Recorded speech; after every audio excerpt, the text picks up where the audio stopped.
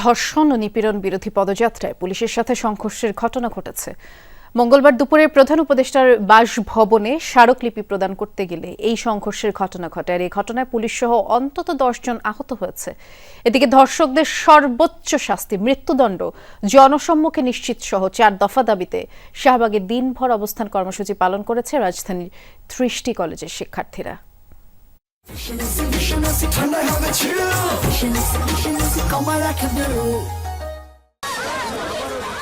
নয় দফা দাবিতে ধর্ষণ ও নিপীড়নের বিরুদ্ধে বাংলাদেশ প্ল্যাটফর্মের কর্মসূচি ছিল প্রধান উপদেষ্টার বাসভবনের দিকে পদযাত্রা। ইন্টারকন্টিনেন্টাল হোটেলের সামনে আসলে পদযাত্রাকে বাধা দেয় পুলিশ। এ সময় পুলিশের সাথে বাদানুবাদে জড়িয়ে পড়ে পদযাত্রাকারীরা।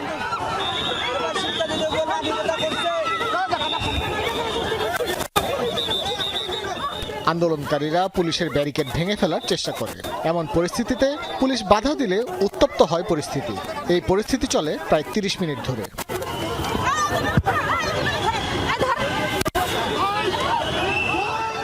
পুরো ঘটনায় পুলিশের অন্তত 8 জন আহত হয় বলে জানানো হয়। আমাদের সাথে ধস্তাধস্তি হচ্ছিল, আমরা কোনোভাবে কিন্তু তাদেরকে আমরা লাঠিচার্জ বা কিছু করার কোনো সুযোগও আমাদের ছিল না, আমরা করিও নাই। পরে আমাদের এসি, আপনারা জানেন যে এসি রমনাজন, ওকে হঠাৎ করে এক সাইডে ও গেছে, ওকে ধরা ব্যাপক আকারে পিটাইছে। ওর গেঞ্জি টেঞ্জি টি শার্ট যা ছিল সব ছিঁড়ে গেছে। আমরা যারা আছে আমাদের দেখেন এগুলো কিন্তু কিছু নাই, আমরা কিন্তু লাঠি আমাদের হাতেও নাই, কিচ্ছু না, আমি কিন্তু খালি হাতে আছি। তো এই অবস্থার প্রেক্ষিতে পরে ওনাদেরকে আমি নিবৃত করার চেষ্টা করি, কিন্তু তারপরে আমাদের 7-8 জন আজকে আহত হয়েছে এবং বেশ গুরুতর আহত হয়েছে।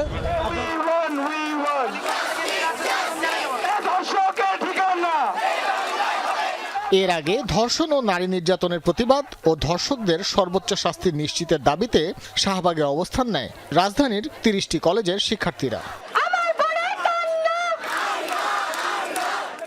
সরকারের দুর্বলতার কারণেই নারীদের জন্য দেশ অনিরাপদ হয়ে উঠছে বলে অভিযোগ করেন তারা। এইখানে মেইনলি একটা মেয়ে যখন রেপড হয় তখন কিন্তু একটা মেয়েটা বেশি শেমফুল হয় একটা রেপিস্টের থেকে।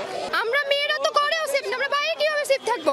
এই যে জুলাই অভ্যুত্থান হয়েছে, আমরা তো জুলাই অভ্যুত্থানের রাজপথে নামিনি আজকে দিনটা আসার জন্য। আমরা যাদেরকে আজকে যে চেয়ারে গুলো বসাইছি তাদের উচিত ছিল আজকে আমাদেরকে এখানে না আনা। আইন ব্যবস্থা নিচ্ছে না কোনোভাবে। আইনে যে আমরা যে এত ভালো ভালো লোক বসিয়ে রাখছি, এদেরকে এরা যে জনগণের টাকা খাইতেছে, কোনো তো লাভ হইতেছে না। এরা তো বেতনের উপরে বেতন পাইতেছে, কিন্তু কি আমার বোনরা যে আজকে এই ধর্ষণের কারণে যে হসপিটালে আছে, মারা গিয়েছে, এদের তো কোনো বিচার পাইতেছি না আমরা। পৃথক ট্রাইব্যুনালে সকল ধর্ষণের বিচার করার সিদ্ধান্ত বাস্তবায়ন করার দাবি জানান শিক্ষার্থীরা। প্রকাশ্যে জনসম্মুখে ফাঁসি দিতে হবে এবং এটা আমাদের দাবি। একটা মেয়েকে ধর্ষণ করতে একটা দিনও সময় লাগে না, তাহলে সে কিভাবে বললো যে এটার বিচার 90 দিনে হবে? একটা মেয়েকে ধর্ষণ করতে জাস্ট কয়েকটা সময় লাগে, আর সেখানে 90 দিন কেন? আমরা বলতেছি আসিয়ার মতো ছোট ছোট মেয়েরা যদি এখন ধর্ষণে আমাদের নিরাপত্তা কোথায়? কালকে যে আমরা হব না তার তো কোনো গ্যারান্টি নেই। অবস্থান কর্মসূচি হলেও দুপুর 1টার পর হঠাৎ করেই শাহবাগ মোড় অবরোধ করেন শিক্ষার্থীরা। প্রায় 30 মিনিটের জন্য বন্ধ হয়ে যায় সব যান চলাচল। শাহবাগে ঘোষণা করা হয় শিক্ষার্থীদের নিরাপদ বাংলাদেশের 4 দাবি।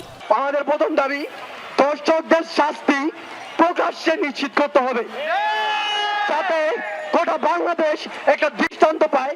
ভাস্কর ভাদুরী, যমুনা নিউজ, ঢাকা।